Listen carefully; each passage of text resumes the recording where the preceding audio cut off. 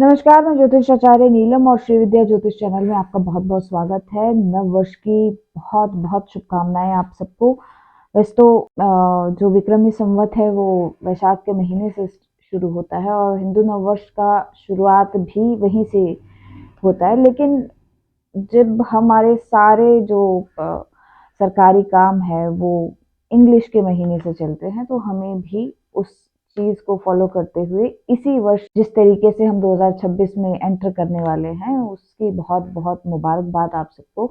और उसी वर्ष के अनुसार हमारा जो माइंडसेट है वो काम कर रहा होता है कि this is the new year, और उसका इम्पैक्ट ऑब्वियसली हम सब पर पड़ता है। तो खैर, मेरा आज का विषय नव वर्ष के बारे में जानकारी नहीं देना है। बहुत सारे और अपकमिंग जो वीडियोस हैं वो मेरे आएंगे कि किस तरीके से ये 2026 जो है वो रहने वाला है, लेकिन आज मैं आप लोगों के समक्ष सिर्फ बताना चाहती हूँ कि किस तरीके से चार्ट की प्रेडिक्शन की जाती है।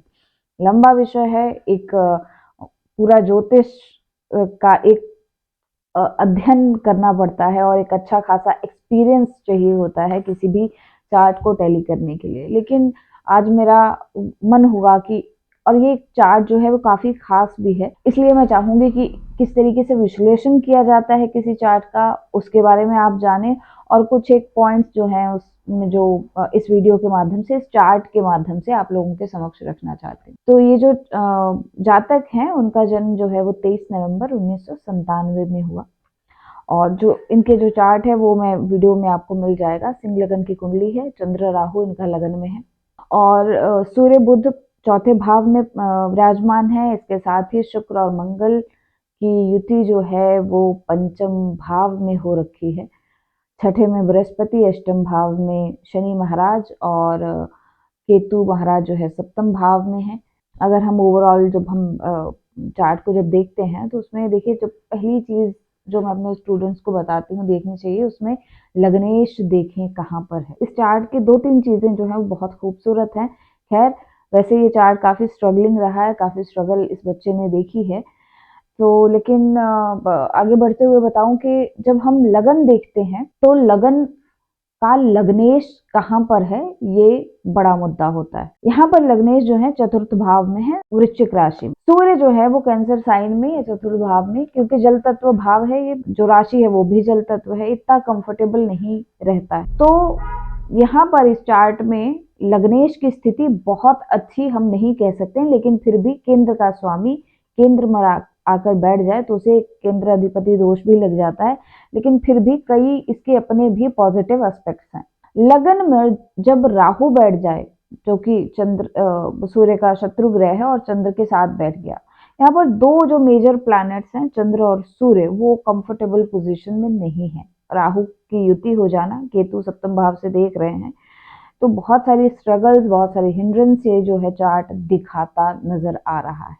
ज्योतिष शास्त्र जब आप पढ़ने लगते हैं ना, तो उसमें जब जब आपको जो इनिशियल चीजें बताई जाती हैं, जो सूत्र दिए जाते हैं, लग्नेश सुख स्थान में हो तो जातक सुख भोगता है। अब वो पॉजिटिव वे में भोगता है या नेगेटिव वे में भोगता है इसको देखना, उसमें आपको पॉइंट्स गिनने पड़ते हैं कि कितना बली होकर लग्नेश जो है वो बैठा है। तो यहाँ ये जातक सुख भोगने वाला होगा। राहु लगन में है, आलसी होगा। कर्मठ व्यक्ति तब होता है जब उसका लग्नेश बहुत ही सुदृढ़ अवस्था में होता है, फिजिकल एक्टिव रहेगा। सिंह लगन के जातक ना अपनी एक, जिस तरीके से सिंह होता है ना, अपने den में रह के खुश रहता है, अपने एक व्यवस्था में रहकर ही खुश रहता है। अपने दिनचर्या का काम किया, यानी अपनी भूख शांत की या अपनी नीड्स पूरी की, और इसके बाद ज्यादातर टाइम जो है उसका आराम में गुजरता है या बहुत ज्यादा एक्टिव वो नहीं रहता। तो इसी इसी क्वालिटीज को लेकर ये जातक है। यहाँ पर लग्नेश पर राहु का प्रभाव, लगन पर राहु का प्रभाव होने से व्यक्ति की जो पर्सनालिटी है या जो उसका फेम है वो नहीं बन पाया बहुत ज्यादा, जिस तरीके से वो उम्मीद कर रहा था। ये एक प्लेयर का चार्ट है, लेकिन वो इतना नेम फेम नहीं कमा पाया। अब यहाँ पर खूबसूरती देखिए, किस किस योग ने इसको प्लेयर बनाया, एक बड़ा अच्छा प्लेयर। और शुक्र मंगल की युति यहाँ पर पंचम भाव में बनाए बनकर बैठी है और सजिटेरियस का शुक्र मंगल है। शुक्र मंगल अपने आप में लक्ष्मी योग, अग्रेशन का योग है ये। स्पोर्ट्स से पैसा धन कमाने का योग है, स्पोर्ट्स के जरिए लाइमलाइट पाने की चाह होने का योग। छठे भाव में बृहस्पति, छठे भाव का बृहस्पति व्यक्ति को ज्यादातर समय ऐसे व्यक्ति जो है वो खाली बैठते हैं, बहुत समय तक स्ट्रगल करनी पड़ती है अपने काम को व्यवस्थित करने में। मुझे जहां तक लगता है कि 24 की आयु के बाद ही ये जो योग है वो बन पाता है। तो सेम ये चीज जो है इस जातक के साथ हुई। इसके बाद आप देखिए सप्तम भाव में केतु आ जाए, खैर अभी तो विवाह का समय आना है इनका, लेकिन केतु जब सप्तम भाव में बैठता है तो एक तरीके से अटैचमेंट प्रॉब्लम्स देता है शादी में। बहुत ज़्यादा अपने पार्टनर के साथ अटैच रहना, पार्टनरशिप में कोई काम नहीं कर पाते हैं ऐसे जातक ज़्यादातर। हालांकि केतु सप्तम भाव में मैंने देखा है कि इनका जो करियर शुरू होता है ना वो हमेशा पार्टनरशिप से ही शुरू होता है, लेकिन वो ज़्यादा लंबी चल नहीं पाती। अष्टम में सैटर्न बैठ जाए तो गूढ़ विद्या का ज्ञान होना, कई लोग कहते हैं कि ज्योतिष बहुत अच्छा व्यक्ति करता है, लेकिन यहाँ पर अष्टम भाव का जो सैटर्न बैठा है अपनी ही राशि माफ कीजिएगा अपनी ही राशि से आगे बढ़कर पाइसिस में जाकर बैठे हैं, अपनी ही राशि से द्वितीय भाव में बैठे हैं। तो यहाँ पर पाइसिस का सैटर्न जो है वो थोड़ी दिक्कत देता है, प्रॉपर्टीज के मसले देता है, मकान के इश्यूज देता है, चीज़ों को लेट गो करने के तरफ ज़्यादा प्रेरित करता है। कर्म के प्रधान है शनि महाराज, तो यहाँ पर अचानक से कुछ ऐसे सर्कमस्टांसेस बनते हैं कि व्यक्ति अचानक से रिस्पॉन्सिबल हो जाता है या अचानक से उसे बहुत सारे काम का प्रेशर आ जाता है।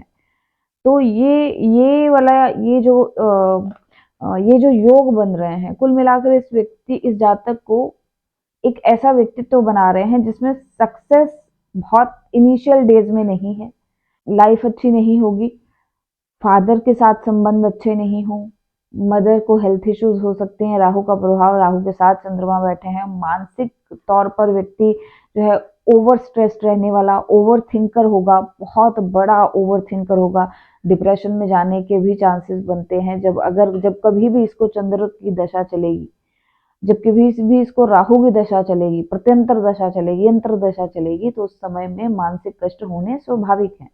तो इस तरीके से जो चार्ट विश्लेषण है वो किया जाता है। खैर बहुत सारे पॉइंट्स हैं मुझे इस चार्ट में आपको बताने मैं चाहूंगी, लेकिन वीडियो बहुत लंबी हो जाएगी।